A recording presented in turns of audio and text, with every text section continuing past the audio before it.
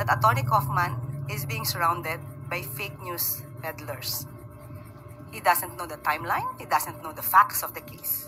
Madam Claire, hindi po kayang sulsulan yan ng mga fake news si Atty. Kaufman. Nagbabase sila sa mga facts at ebidensya. Malinaw, inisponsor ng gobyerno ng Pilipinas ang pag-aresto kay PRRD dahil minadali. Hindi na dumaan sa proseso sa local court ng Pilipinas. Kaya nasabi ni Atty. Kaufman na ang tunay nag-prosecute kay PRRD ay ang gobyerno ng Pilipinas ay ang Manila. I think that the real prosecutor in this case is actually in Manila, sitting in his palace.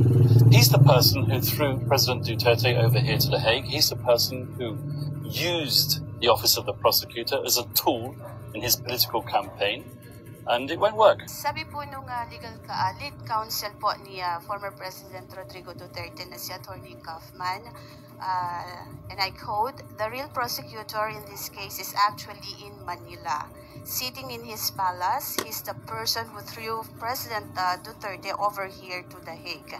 Any comment po from the press, from the palace? Is that you, Atty. Harry Roque, talking? We thought it was Atty. Harry Roque making such comment. Well, anyway, it is very apparent and very obvious that Atty. Kaufman is being surrounded by fake news peddlers. He doesn't know the timeline, he doesn't know the facts of the case. He should be concentrating on his job as a counsel, not in engaging in rumor mongering. Thank you. Harleen Delgado, ABS-CBN. Good afternoon, Yusek. Yusek, we would just like to get a comment sa pinost ni Senator Amy Marcos. It was a photo with Attorney Nicholas Kaufman, and in her caption, she said, allow me to quote her, Yusek, "Hindi ako naghintay ng 39 years para lang magkamali muli. May Marcos na natuto sa kasaysayan." Any response po? Masaya po na umaamin po si Senator Amy Marcos sa kanyang mga pagkakamali.